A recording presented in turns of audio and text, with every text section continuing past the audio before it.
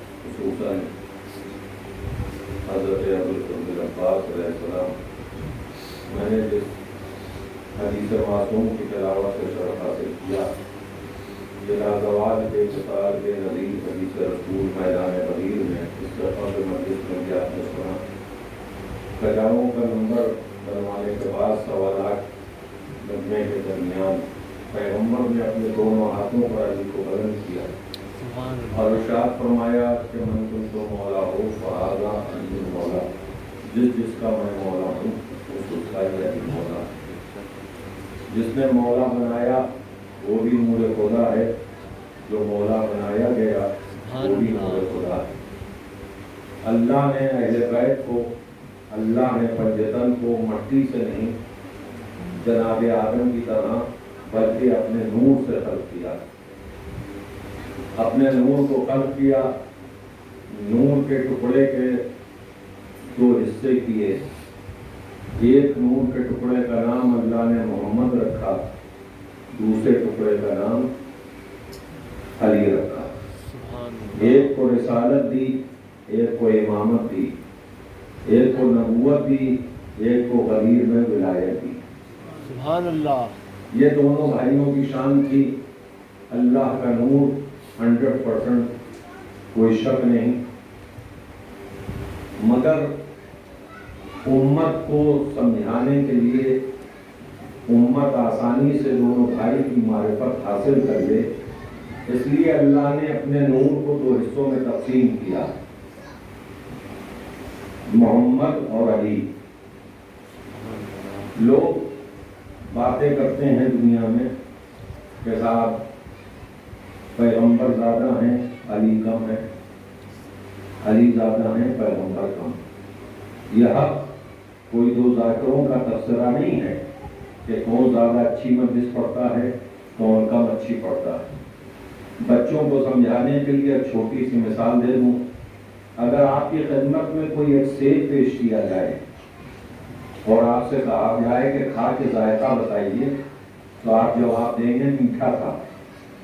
اگر دوسرا سیب دیا جائے، آپ سے پوچھا جائے کہ اس کا ذائقہ بتائیے، تو آپ کہہ سکتے ہیں کہ کم میٹھا تھا۔ مگر اگر ایک ہی سیب کے دو ٹکڑے کیے جائیں، آدھا ٹکڑا پہلے دیا جائے آدھا بعد میں دیا جائے، تو کسی کے باپ میں اتنی اوقات نہیں کہ یہ کہہ سکے کہ ایک ٹکڑا کم تھا یا زیادہ تھا یا پھیکا تھا یا میٹھا تھا۔ تو اللہ نے الگ الگ نور سے نہیں پیدا کیا، اپنے نور سے اہل بیت کو خلق کیا، ایک نور کے دو ٹکڑے کیے۔ اللہ نے کیے تھے۔ جب اس کا بنایا ہوا علی کسی چیز کے ٹکڑے برابر سے کر سکتا ہے، وہ چاہے جھولے میں اصغر ہو چاہے خیبر میں مرحب ہو، صلوات بھیجے محمد والے محمد۔ تو اللہ چھوٹے بڑے ٹکڑے نہیں بناتا۔ اب جب لوگوں میں بحث ہوئی کہ کون افضل ہے، کون معاذ اللہ خاتم و جہل مقتول ہے، تو اللہ کو یہ بات ناگوار ہوئی اور اپنے حبیب کو معراج پہ بلا لیا۔ اور جب رسول معراج میں پہنچے تو رسول کا فرمان ہے کہ میں نے دیکھا ایک ہلکا سا پردہ تھا، پردے کے اس پیچھے بلانے والا تھا، پردے کے اس پار جانے والا تھا، یا جملہ بدل کے کہوں کہ پردے کے اس پار میزبان تھا، پردے کے اس پار مولا آپ کو سلامت رکھے، زیادہ زحمت نہیں دینا ہے، مسائل کی تاریخ ہے، مسائل بیان کرنے کے لیے صرف تمہید میں چند منٹ آپ کے خرچ کرنا چاہتا ہوں، چند لمحے۔ تاریخ بتاتی ہے اس طرف پردے کے مہمان، اس طرف میزبان۔ علماء اہل سنت، علماء اہل شیعہ کی کتابیں بھری پڑی ہیں اس بات پر بحث سے، دلیلوں سے، کہ رسول کو روحانی معراج ہوئی یا جسمانی۔ شیعہ علماء نے لکھا، دلیلیں قائم کی کہ جسمانی ہوئی، اہل سنت نے بحث کی کہ روحانی ہوئی۔ جس کا اردو املا صحیح ہو وہ 1 منٹ میرے ساتھ چلے۔ جب بھی آپ قلم اٹھائیں گے، کاغذ لیں گے اور اس پر معراج لکھیں گے تو آپ مجبور ہیں پہلے میم لکھنے پر، میم کے بعد عین لکھا جائے گا، عین کے بعد رے ہے، رے کے بعد الف ہے، الف کے بعد جیم ہے، معراج۔ توجہ ہے نا، میم سے مراد محمد کو ہوئی، عین سے مراد علی سے باتیں ہوئی، رے سے مراد رات کو ہوئی، الف سے مراد اللہ نے بلایا، جیم سے مراد جسمانی ہوئی۔ سبحان اللہ۔ اگر کوئی کہے جناب روحانی ہوئی تھی، اس کی رے موجود ہے معراج میں، تو ہم نے مانا کہ یہ رے روحانی کی ہے، تو پھر جیم کہاں سے لے جاؤ گے؟ جیم کہاں استعمال ہوگی؟ میم سے محمد، عین سے علی، رے سے رات، الف سے اللہ، جیم سے جسمانی۔ پاکستان چلے گئے مرحوم تھے ہندوستانی بہترین خطیب، کوئی مثال نہیں تھی ان کے پاس، کوئی نظیر نہیں پہنی ہوگی، وہ تھے سید علامہ سید اظہر حسن زیدی صاحب مرحوم۔ ان سے کسی اہل سنت نے ان کا امتحان لینے کے لیے کہا سرکار ایک جملے میں معراج سنائیے، ایک جملے میں معراج۔ ناممکن تھا، مگر اس کو کہتے ہیں علی والا، اس کو کہتے ہیں سچا حسینی۔ مسکرائے، کیا فرمائش ہے؟ کہا ایک جملے میں معراج سنائیے۔ مسکرا کے مرحوم نے فرمایا میم اور عین کے راج کو معراج کہتے ہیں۔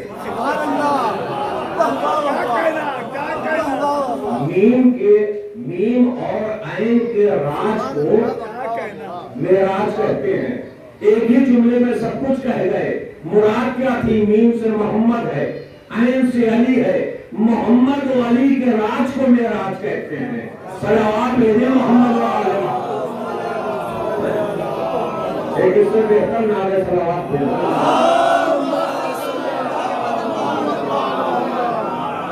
اب جب رسول معراج سے واپس آئے تو علی نے پوچھا یا رسول اللہ، بزرگ حضرات بیٹھے، مجھ سے بہتر علماء و ذاکرین تو سماعت فرماتے رہتے ہیں، مقصد معراج بیان کرنا نہیں ہے، صرف 2 باتیں۔ یا رسول اللہ معراج میں کیا ہوا؟ آپ نے اپنے کو کیسا پایا؟ رسول مسکرائے، کہا یا علی تم تو مجھ سے بہتر جانتے ہو۔ اب رسول کے اس جواب سے ہم 2 ہی باتیں سمجھے، یا تو علی کے علم غیب کا رسول اعلان کر رہے تھے کہ علی تھا فرش پر، معلوم سب ہے، اور یا پھر یہ ثابت کر رہے تھے کہ پردے کے پیچھے تم ہی تھے۔ وہ ثابت کیسے ہوا؟ کیونکہ پردہ اٹھا تھا، ایک ہاتھ نکلا تھا، توجہ چاہتا ہوں، ہاتھ نکلا تھا، اگر یہ مانا جائے کہ خدا بولا تو کس کے لہجے میں بولا؟ سبحان اللہ، علی کے، کیونکہ لہجہ علی کا تھا۔ اور اگر یہ مانا جائے کہ علی بولے تو کس کے لہجے میں بولے؟ خدا کے، کیونکہ وہ کہتے ہیں خدا بولا، ہم کہتے ہیں علی بولے۔ اگر اتحاد کرنا ہے تو یہ ماننا پڑے گا نہ علی بولے نہ خدا بولا، لسان اللہ بولی۔ صلوات ہے محمد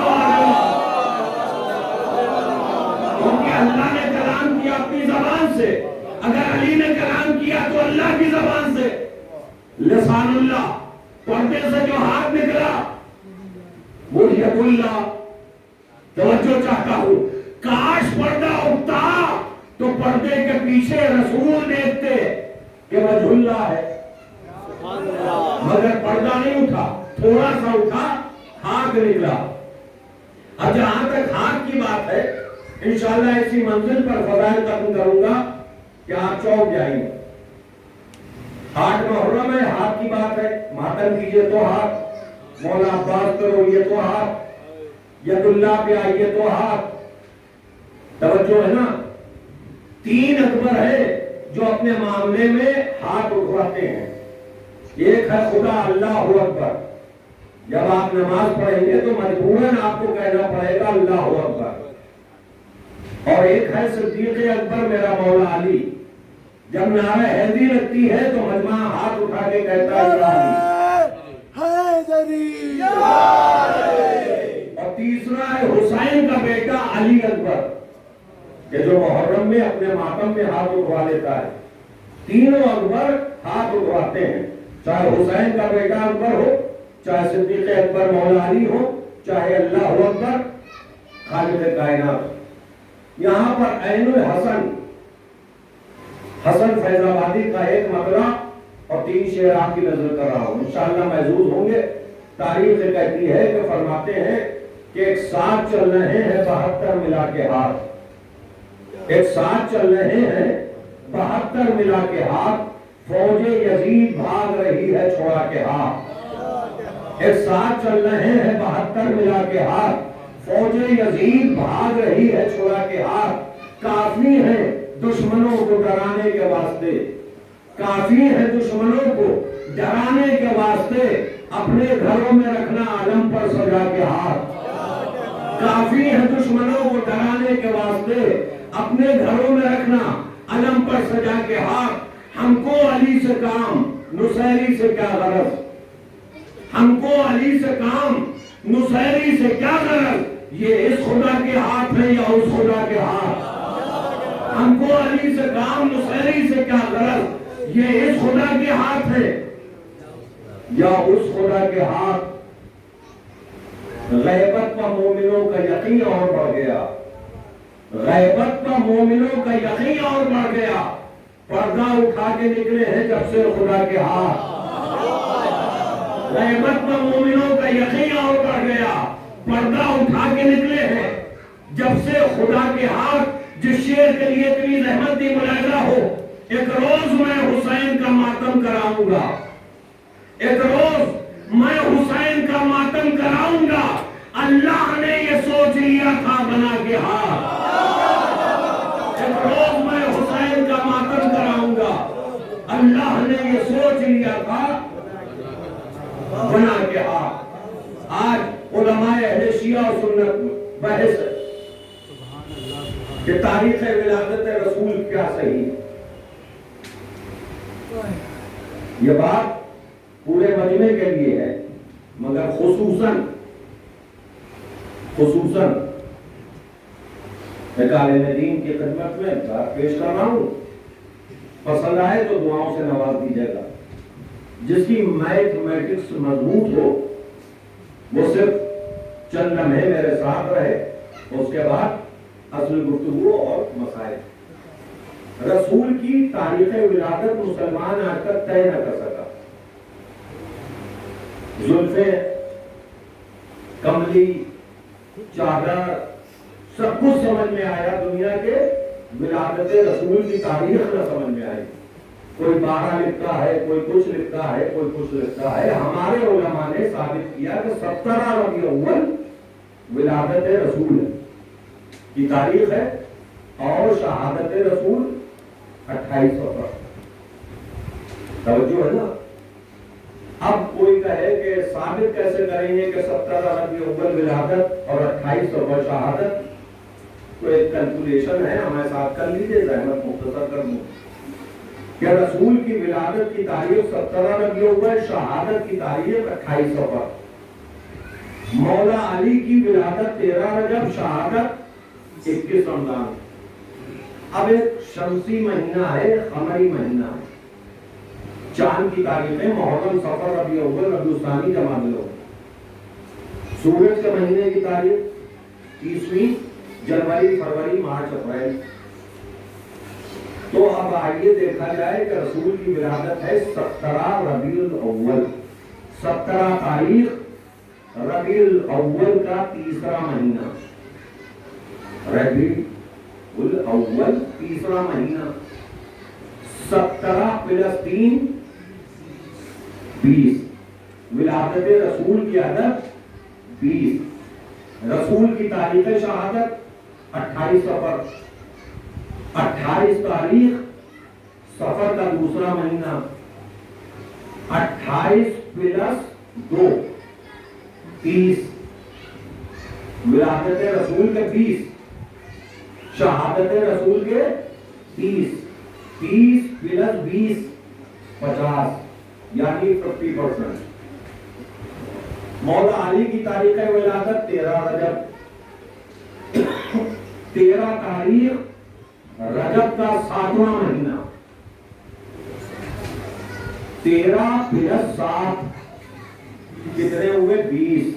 ادھر ولادت رسول کے 20, ادھر ولادت علی کے 20.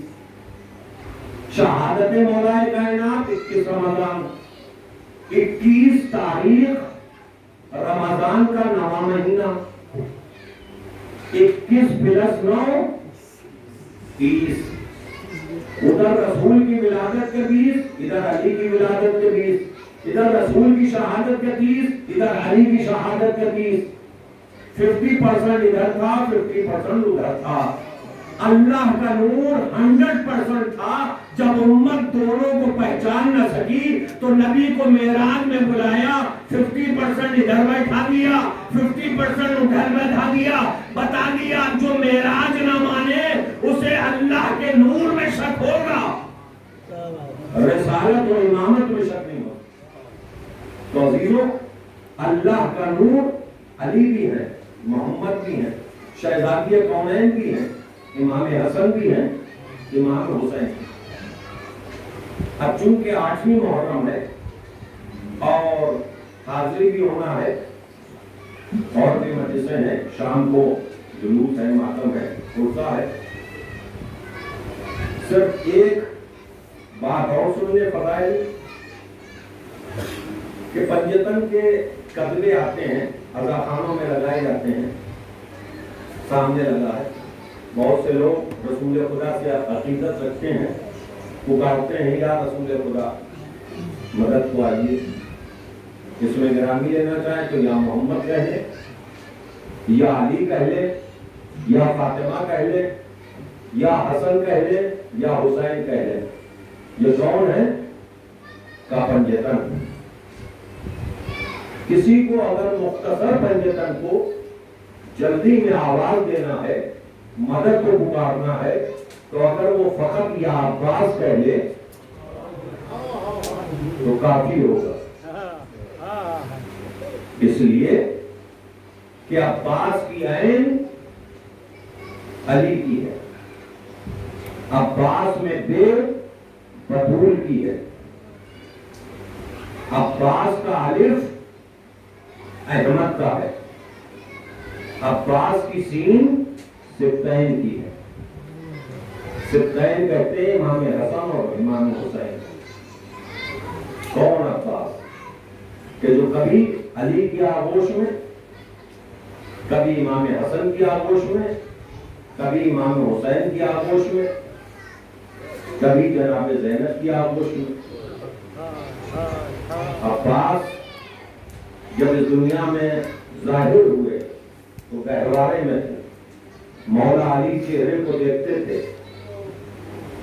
چہرے کو دیکھتے تھے، کبھی روتے تھے کبھی مسکراتے تھے، مسکراتے اس بات پہ تھے کہ میری تمنا پوری ہو گئی، روتے اس بات پہ تھے کہ اس کے ننھے ننھے بازو جو نظر آ رہے ہیں یہ نہر کے کنارے کاٹے ہیں۔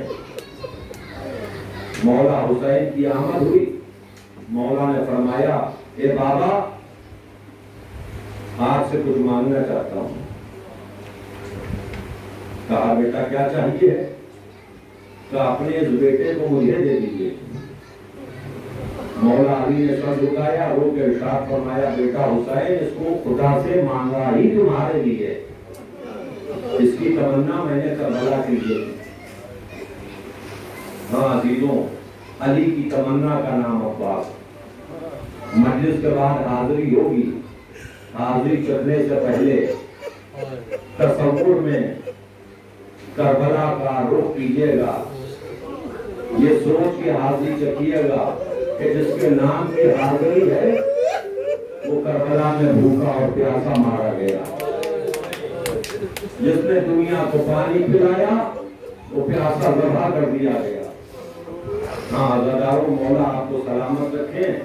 یہاں کا بچہ بوڑھا جوان گریہ کرنے میں، نوحہ پڑھنے میں، مرثیہ پڑھنے میں، شہزادی آپ کی ادا کو قبول فرمائے۔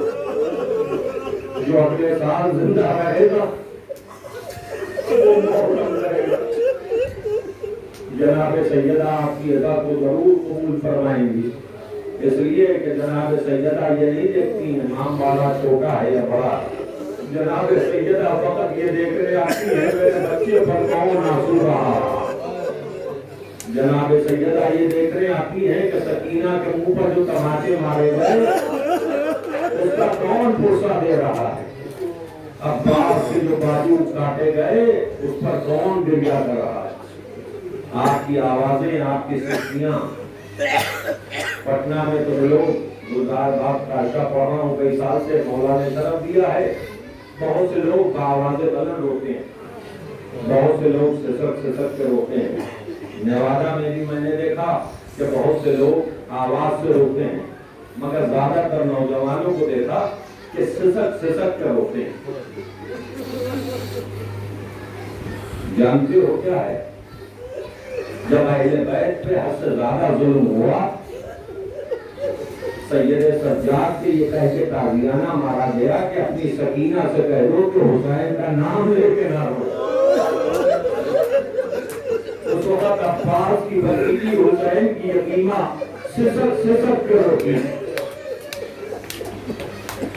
جب کسی نے پوچھا ہے سکینہ تم تو بآواز بلند اپنے بابا کا نام لے کے روتی تھی، کئی راتوں سے دیکھا گیا کہ بیوی تم سسک سسک کے رو رہی ہو، تو شہزادی نے سر کو جھکایا کہ جب میں اپنے بابا کا نام لے کے بآواز بلند روتی ہوں تو پھوپھی اماں یہ ظالم میرے بھیا کو تازیانے مارتا ہے، میں نہیں چاہتی کہ میرے سجاد کو تازیانے مارے جائیں۔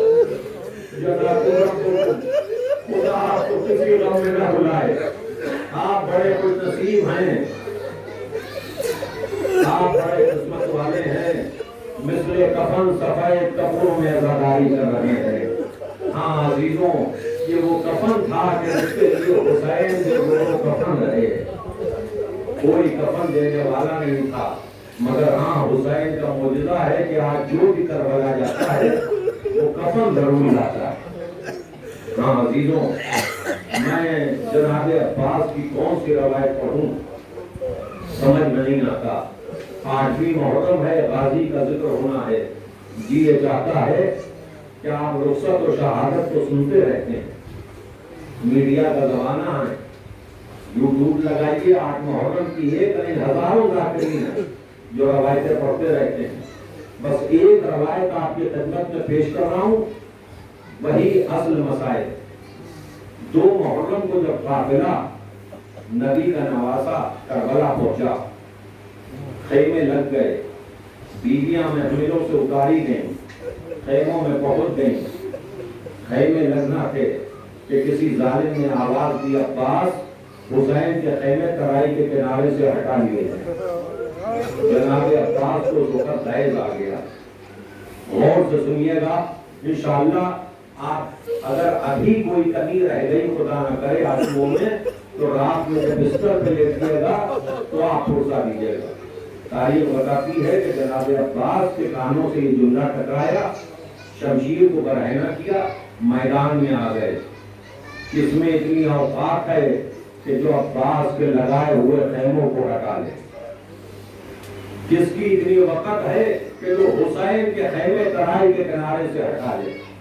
ایک مرتبہ حسین بڑی تیزی قدم بڑھاتے ہوئے بڑی رفتار کے ساتھ اس خیمے میں میرا مولا حسین داخل ہوا کہ جس میں بہن ثانیہ زہرا تشریف فرما تھی۔ ایک مرتبہ حسین کے چہرے کا رنگ متغیر تھا، آنکھوں میں آنسو تھے۔ کہا بہن زینب میری مدد کر دو، تم مشکل کشا کی بیٹی ہو۔ ایک مرتبہ زینب نے اپنے بھائی کا یہ جملہ سنا، تڑپ گئی۔ زینب بلند ہوئی، حسین کو سینے سے لگایا، میرے ماجائے تم بھی تو مشکل کشا کے فسر ہو، تم تو امام وقت ہو، تم پر کون سی مشکل آئی؟ امام حسین نے آہستہ سے کہا زینب عباس کو روک لو۔ میری بہن اپنے بھائی کی مدد کرو، عباس کو روک لو۔ بھیا کیا بات ہے؟ جو خیمے لگائے گئے ہیں ظالموں کو اعتراض ہے کہ خیمے ترائی کے کنارے سے ہٹ جائیں۔ عباس کو غیظ آ گیا ہے، تلوار نہ چلا دیں۔ ایک مرتبہ جناب زینب نے سر کو جھکایا، کہ عباس تو تمہارا مطیع ہے، تمہاری اطاعت کرتا ہے۔ کہ بھیا کوئی وقت ایسا آیا تم پر کہ جب تم نے عباس سے کچھ کہا ہو اور عباس نے تمہاری بات نہ مانی ہو؟ کہ زینب بس یہی مشکل ہے، ہمیشہ جب بھی میں نے عباس کو روکا تو عباس رک گئے، مگر اس وقت میرا کام عباس کو روکنا نہیں ہے۔ تم علی کی بیٹی ہو، جیسے تمہارے بابا نے ڈوبا ہوا سورج واپس کیا، اس وقت تم علی کے شیر کو خیمے میں واپس بلا لو۔ جناب زینب نے کہا بھیا میں مطلب نہ سمجھی، کہ دامن وقت میں گنجائش نہیں ہے، زینب جلدی سے سنو۔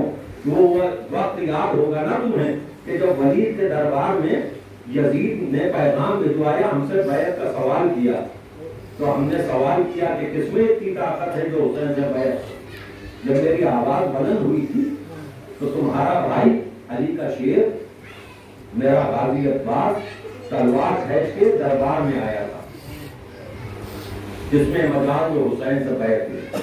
تو میں نے عباس کے شانے پر ہاتھ رکھا تھا زینب، اور عباس سے یہی پوچھا تھا، عباس کی مدینہ ہے کربلا نہیں، میرے بابا نے تمہاری تمنا کربلا کے لیے کی ہے۔ عباس خاموش ہو گئے تھے۔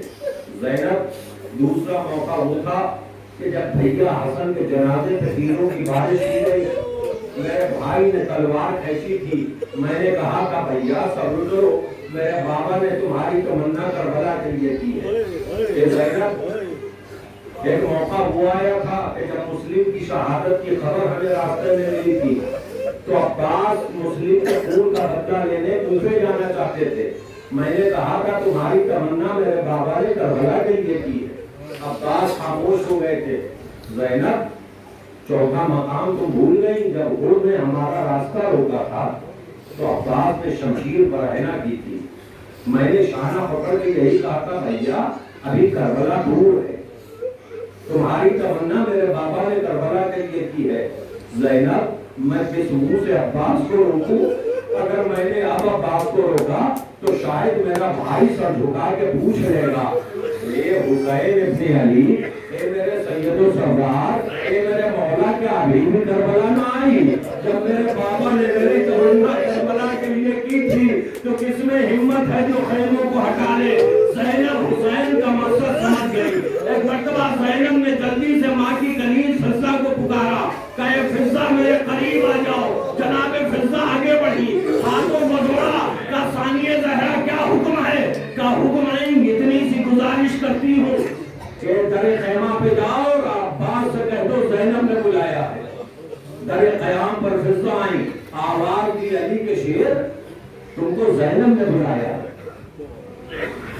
शेर इतना बिभर चुका था। इंशाअल्लाह आप रोना चाह रहे हैं, हम समझ गए आपकी मुश्किल, मगर खूब रोएंगे, इतना रोएंगे कि शहजादी का रुमाल इंशाअल्लाह खाली न जाएगा। जनाबे ज़ैनब ने कहा फिज़्ज़ा पुकारो अब्बास को कि ज़ैनब ने बुलाए, दरे क़याम पर आई, पुकारा, अब्बास न सो सके इसलिए कि इतने गैज़ में थे। एक मर्तबा फिज़्ज़ा मायूस होकर कहने में आई, कहा शहजादी आपके बाबा का शेर इतने गैज़ व ग़ज़ब में है कि मेरी आवाज शायद सुन नहीं पाए। कहा नहीं फिज़्ज़ा ऐसे ना पुकारो, जाओ दरे ख़ैमा पे जाओ और जाके कह देना अब्बास अगर तुम बिजली की तरह वापस खैमे में ना आए तो तुम्हारी शहजादी ज़ैनब ने कहा है अपने सर के बालों को परेशान कर दे। बस ये सुनना था। फिज़्ज़ा दरे क़याम पर आई, हाथों को उठाया तो अली के शेर खैमे में वापस आ जाओ वरना ज़ैनब सर के बालों को परेशान करेगी। अब्बास के कानों से जैसे ही जुमला टकराया एक मर्तबा शमशीर को गिरा दिया, जमीन पर एक खत खींचा और जालिमों से मुखातिब होकर गाजी ने कहा अगर तुम्हें जिंदगी प्यारी हो तो इस खत के उस पार ठहर जाना और अगर मौत प्यारी हो तो इस पार चले आना। मेरी शहजादी ने तलब किया है, मेरी शहजादी ने गुलाम को तलब किया है, मैं सुन के आता हूँ मेरे शहजादी का हुक्म क्या है। एक मर्तबा खेमे के सामने आए, खाक पर बैठे, जानते हो ज़रारो रवायत का जिम्मेदार मैं हूँ, रोने का जिम्मेदार तुम हो। अब्बास जैसे हमेशा सलाम करते थे नहीं किया, ऐसे खाक पर बैठे जैसे कोई नमाजी मुसल्ले पर बैठता है, दोनों घुटनों को खाक पर टेका, एक मर्तबा सर को झुकाया, कलमा शहादत की उंगली को उठाया, अस्सलामु अलैका या बिन्त अमीरुल मोमिनीन, ए अमीरुल मोमिनीन की बेटी, आपकी बारगाह में गुलाम हाजिर है। खैमे का पर्दा हटा। ज़ैनब अपने खेमे में इस तरह टहल रही थी जैसे कोई माँ अपने जवान बेटे का इंतजार करती हो। अब्बास खेमे के अंदर पहुंचे। आपको मालूम है जनाबे अब्बास लहीम शहीम शख्सियत का नाम। एक मर्तबा जनाबे ज़ैनब ने हाथों को जोड़ा, मेरे भाई आओ तुम्हारा सदका उतारूं, आओ भाई आओ बैठ जाओ। एक मर्तबा जनाबे अब्बास ने अजब अछूता जुमला कहा, फरमाया शहजादी कभी आका के सामने और आपके सामने इससे पहले कभी अब्बास बैठा है। शहजादी फरमाया आपने क्यों बुलाया? तो अब्बास तुमसे इत्मीनान से बात करना चाहती हूँ, बैठ जाओ। जब इसरार किया तो फिर वैसे ही बैठे जैसे कोई नमाजी मुसल्ले पर बैठता, सर झुका हुआ, आंखें बंद हैं। तो अब्बास तुम ये बात जानते हो ना कि मैं हुसैन से कितनी उनसियत और मोहब्बत रखती हूँ, मेरा हुसैन मुझसे कितनी मोहब्बत करता है। कहा शहजादी मुझे मालूम है। कहा अब्बास इस वक्त मैं जो कहने जा रही हूँ इस बात को अगर तुम मान जाओ तो मेरे हुसैन को चैन मिल जाए। तारीख गवाह है कि जनाबे ज़ैनब के ज़बान से जुमला पूरा ना हुआ था, जनाबे अब्बास ने रोक एक जुमला कहा, शहजादी मैं समझता हूँ आप क्या कहने जा रही हैं, मगर गुलाम की आदत ये है कि आका और शहजादी से पहले कुछ बोलता नहीं, आप कह लीजिए। जनाबे ज़ैनब ने कहा अब्बास अपने खेमे तराई के किनारे से हटा लो, हुसैन की मर्जी यही है। एक मसला जनाब अब्बास ने सर को उठाया, बुलंद हुए, अपनी तलवार निकाली, जनाब ज़ैनब के चादर का सत्ता उतार के अब्बास ने अपने दाहिने घुटने पे तलवार रखी, दो टुकड़ों में तकसीम